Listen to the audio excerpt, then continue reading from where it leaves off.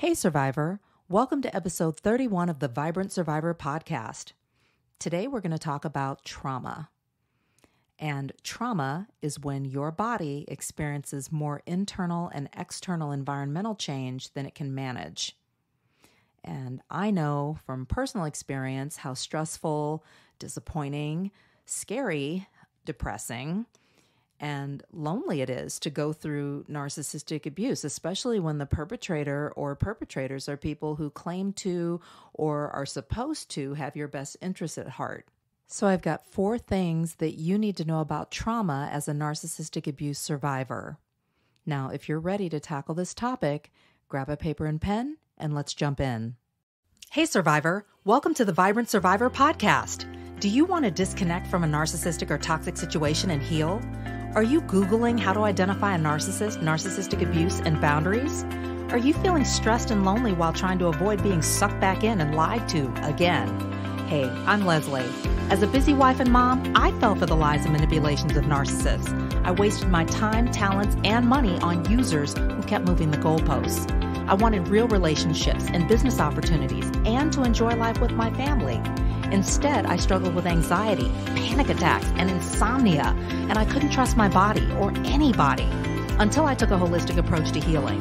In this podcast, you'll find tips for healthy living, trauma healing, and boundaries so that you'll have the freedom, confidence, and inner peace to respond, not react, after narcissistic abuse. Take a deep breath in, let it out slowly, and just relax. This time's for you. Have you signed up to become a Vibrant Survivor Insider? Want exclusive content, holistically healing tips, news and updates delivered to your inbox? Click the link in the show notes to join. I remember going to therapy for the first time after the murders and feeling overwhelmed and numb. I was okay. I was in a safe space, but my body was as stiff as a board and I was at a loss for words. Alexithymia, anyone? But I knew I needed to open up, let it out in order to begin a successful, long-lasting journey of healing. And after a lot of deep healing work and formal education, I came up with 4 things you need to know about trauma that have helped me to process my experiences and give myself closure. Number 1, trauma is systemic.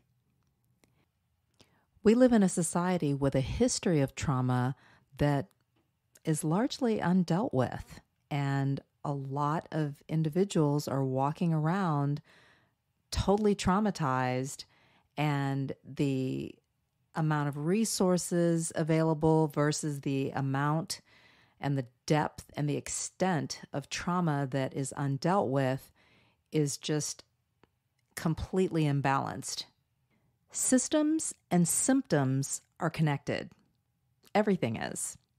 And we live in a very symptoms-focused society where deficiencies are more the focal point versus strengths. It's very trauma-reinforcing, where the question's asked, what's wrong with you versus what's happened to you?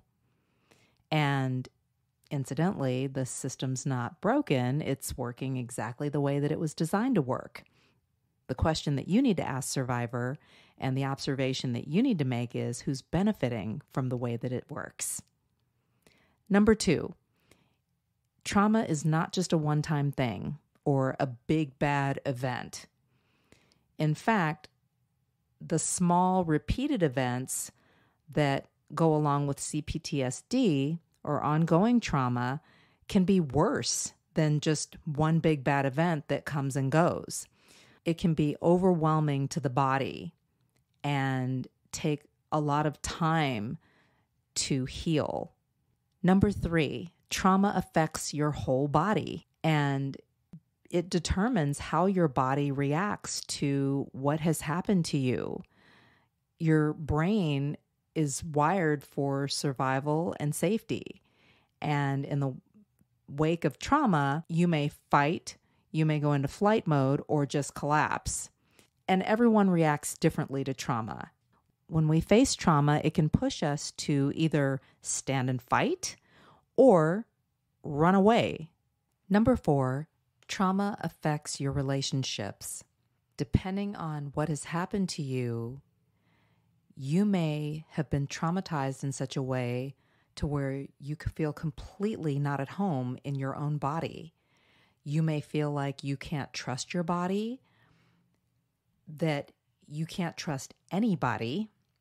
You may feel discomfort, pain, and you may feel like you don't want to be social or interact with others. Or when you do interact with others, or you're put in a situation where you have to interact with others, you may feel uncomfortable. You may feel threatened. You may feel afraid and be more withdrawn or be more on the defensive. And this can really be even more alienating and isolating depending on the situation and the nature of the relationships. Let's recap the 4 things that you need to know about trauma. Number 1, trauma is systemic. Number 2, trauma is not just a one-time thing or a big bad event. Number 3, trauma affects your whole body. And number 4, trauma affects your relationships. If you are dealing with trauma in your life, I am so sorry for what has happened to you. Remember, you may react to what has happened to you, but you are not what has happened to you. If this podcast has helped you understand who and what you're dealing with, sharpen your discernment, and move forward on your healing journey, share it with another survivor. Help me help others by leaving a review for the show. And let's connect on social. Take a screenshot, share it in your IG stories, find and tag me at The Vibrant Survivor, and I'll share your post too. I look forward to connecting with you on IG and seeing you back here. You're not alone and you're not crazy. Know who you're dealing with, know who you are. Take care, and I'll meet you back here next week. Bye-bye.